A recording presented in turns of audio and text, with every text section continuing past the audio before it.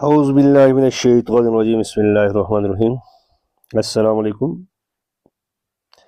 मोअज़्ज़िज़ follower, उम्मीद है आप खैरियत व आफ़ियत से होंगे। मैं अब्दुल हन्नान अपने यूट्यूब चैनल हन्नान एकेडमी और फेसबुक पेज हन्नान एकेडमी के साथ आप लोगों की खिदमत में एक बार फिर हाजिर हुआ हूँ। स्टूडेंट्स, हम लोगों ने जो सीरीज़ शुरू किया है कि everyday science 1 paper exam preparation का, पिछले 2 टॉपिक हमने डिस्कस किया है। आज लेक्चर हमारा 3 है। तो आज का हमारा टॉपिक है एटमॉस्फेयर और उसके लेयर्स। अच्छा स्टूडेंट्स, देखो एटमॉस्फेयर और उसके स्टूडेंट्स हम लोग इस बात से फेमिलियर हैं। एटमॉस्फेयर क्या है? एक इनवेलप है of different gases and water vapours around the earth है, यानी हमारे अर्थ गिर्द की जो गैसों का डिफरेंट गैसेस और वाटर वेपर्स का इनवेलप, इसी को क्या कहते हैं? एटमॉस्फेयर कहते हैं। Atmosphere is the layer of different gases and water vapours surrounding the earth. A process of life on the earth provide breathing and supports weather in climates.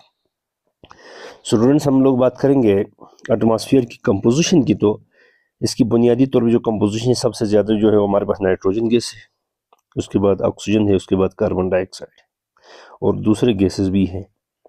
Methane है, ozone है, argon है, krypton है, लेकिन उनकी amount बहुत ही कम है, इसलिए उनके यहाँ पर मेंशन नहीं किया। देखें डिफिनीशन में हमने वाटर वेपर्स की भी बात की थी। वाटर वेपर्स भी वेरी कर रहा है टाइम टू टाइम। अब क्वेश्चन में क्या पूछेगा आपसे? उसकी ये गैसेस की कंपोजिशन पूछ सकते हैं। हवा में नाइट्रोजन की मिकदार कितनी है, ऑक्सीजन की कितनी है। फिर इसके लेयर्स, सबसे पहली जो लेयर है वो ट्रोपोस्फीयर है। ये ज़मीन से 10 से 15 किलोमीटर के फासले पर है।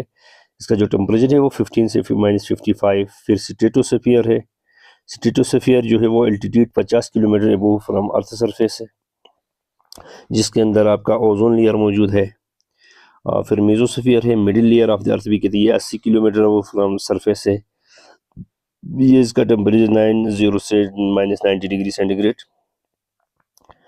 फिर आपके पास थर्मोस्फीयर जो कि 4th लेयर है, altitude 700 kilometre from earth surface. अच्छा, थर्मोस्फीयर में क्या होते हैं? रेडियो वेव्स मौजूद होते हैं, सेटेलाइट होते हैं। और थर्मो को मजीद 2 टाइप्स में तकसीम किया गया है, आइनो एंड इंडोस्फीयर। अब देखें यहाँ पर कुछ डायग्रामेटिकली हमने बनाने की कोशिश की है। ये आइनोस्फीयर से है आपके पास, ये आप देख सकते हैं स्ट्रेटोस्फीयर है, आइनोस्फीयर है, थर्मोस्फीयर से। इसका कंक्लूजन अगली स्लाइड में देख सकते हैं। ये देखिए, इसमें हम बहुत ही बेहतर तरीके से इसको बनाने की कोशिश की है। देखो कंपोजिशन ऑफ आयर्स में एग्जाम में क्या ज़्यादा से ज़्यादा पूछेगा भाई आपका ट्रोपोस्फीयर ज़मीन की सरफेस से कितने किलोमीटर है? 10 किलोमीटर या 12 किलोमीटर है, ठीक है। नहीं, ये मेज़ो आपके ट्रोपो 50 किलोमीटर तक है। मेज़ो आपके पास 80-85 किलोमीटर तक है, ठीक है। नहीं, थर्मोस्फीयर फिर आपके पास 600 से वो। थर्मो की 2 टाइप्स, आइनो और एक्सो हैं। आइनो जो है वो इनर है, एक्सो जो है आउटर लेयर है।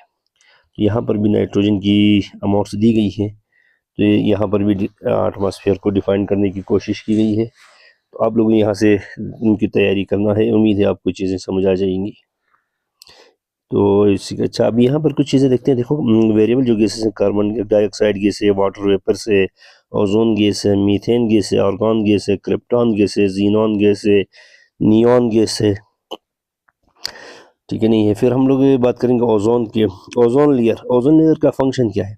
ये ब्लॉक करता है यूवी रेडिएशंस को, ठीक है। नहीं है। आइनोस्फीयर का काम क्या है? रिफ्लेक्ट, रेडियो वेव्स को रिफ्लेक्ट कर रहा है। ग्रीन हाउस इफेक्ट जो कि इसका काम क्या है? ट्रैप सनलाइट से। तो उम्मीद है आज वाला लेक्चर आपको समझ आया होगा। मजीद इस किस्म के लेक्चर्स के लिए YouTube channel Hannan academy subscribe करें और फेसबुक पेज को फॉलो करें। दोस्तों के साथ शेयर करें, लाइक कमेंट्स ज़रूर कर लीजिएगा आपकी, और इंशाल्लाह हम आपको हमेशा वीडियो बनाने की कोशिश करेंगे। इसी के साथ मुझे दे दीजिएगा इजाज़त। अब्दुल हन्नान को अपने दुआओं में याद रखिएगा। अल्लाह हाफिज़।